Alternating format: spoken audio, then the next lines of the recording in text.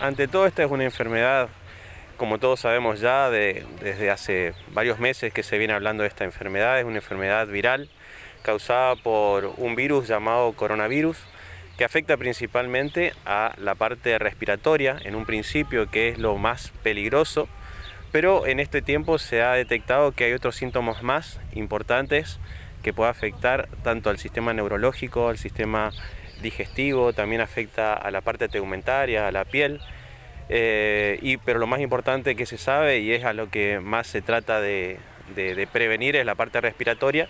De ahí la importancia de hacer todas las medidas preventivas en tanto a lo que tiene que ver el distanciamiento, el uso del barbijo o el tapabocas, para poder hacer la mayor prevención posible, ¿no?, con respecto a esta enfermedad. Bueno, hablamos usted recién de la cuestión digestiva, el tema digestivo, el tema de la piel, digamos, ¿cuáles son los puntos más importantes en estos síntomas y en qué momento se los puede empezar a ver, digo, en qué instancia de la enfermedad aparecen? Los síntomas son bastante inespecíficos. Cuando hablamos de la parte digestiva, podemos arrancar con dolores gastrointestinales, ¿sí?, diarreas, que en principio son inespecíficos porque justamente la gente puede asociarlo con una enfermedad propiamente del aparato digestivo. Pero muchas veces, como le decía, hay síntomas que están relacionados con el coronavirus que tienen que ver con esto, dolores abdominales, diarrea, y se asocia también a algo que podemos decir lo que está relacionado con la parte neurológica, que también es importante, que hay varios casos ya que son la anosmia, que es la falta o pérdida del olfato, y la disgnesia, que es la pérdida del gusto, ¿sí?, que son también, podríamos relacionarlo con la parte digestiva, pero también tiene que ver con la parte neurológica. Bueno, se decía en principio que tendrían que existir dos síntomas o dos signos específicos para poder de alguna manera empezar a crear la sospecha de COVID-19. ¿Sigue siendo esto o se puede empezar a sospechar a partir del primer síntoma o el primer signo que se puede ver? En realidad lo más importante que se toma para un paciente hoy en día es la fiebre, sí o sí, que es el signo más importante. También podemos asociarlo con el dolor de garganta y la dificultad respiratoria.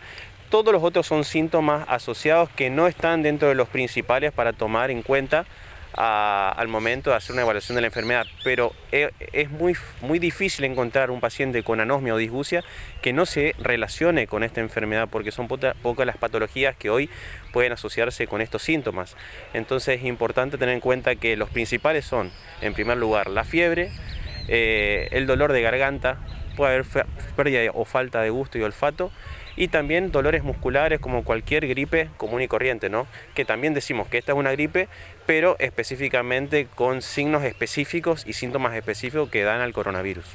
Por otra parte, cuando uno habla de dolor de garganta, empieza con un poquito de carraspera por ahí, me tomo algo muy frío y empiezan a confundir las cosas. El dolor, ¿qué tipo de dolor, cómo se puede de alguna manera sentir? ¿Es un dolor especial, particular? ¿Es una molestia particular para hablar? ¿Cómo se percibe?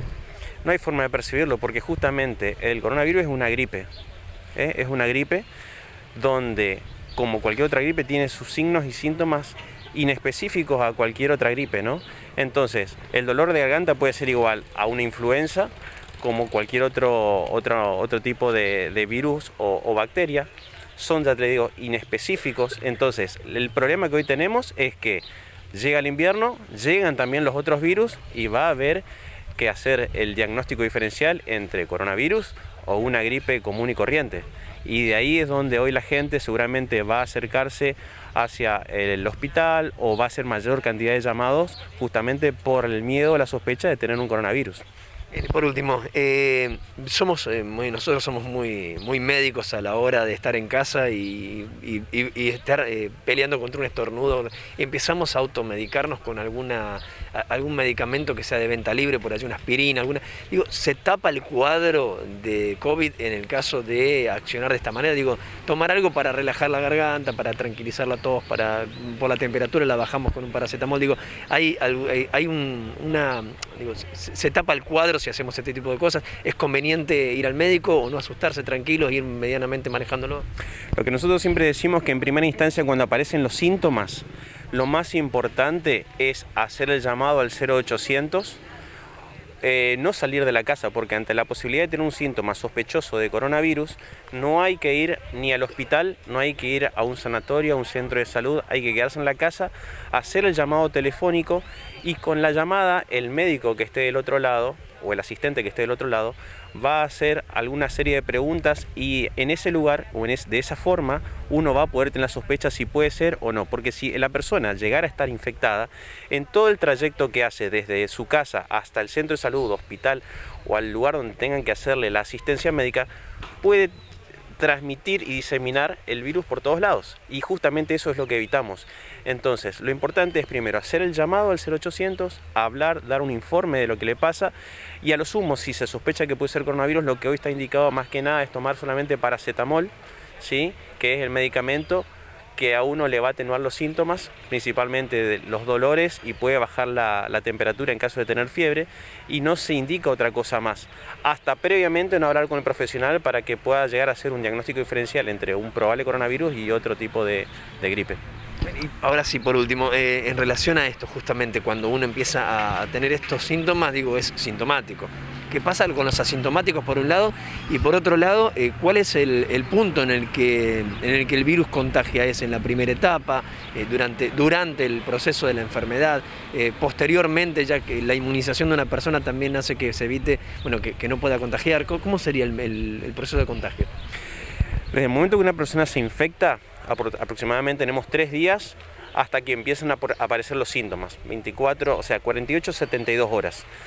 Ese periodo de 3 días, la persona no llega a tener síntomas o puede tener algún síntoma muy inespecífico, como algún tipo de sensación de malestar general, cefalea, un leve dolor de garganta, y ese es el periodo más grave. Hasta que empiezan los signos específicos o inespecíficos, es el momento donde una persona se dice que es asintomática y puede llegar a contagiar a las demás personas. Al margen de eso, hay personas que pueden llevar a tener la enfermedad igualmente con síntomas pero muy leves, que uno lo puede tomar como un simple malestar, y ese también es un gran problema porque está infectado y va a seguir diseminando con todas las personas con las que conviva o con las que se relacione. De ahí la importancia de cumplir, ante la presencia de síntomas, el periodo de aislamiento, que son de 14 días. En ese periodo, esa persona va a poder adquirir la inmunidad y de esa manera ya deja de contagiar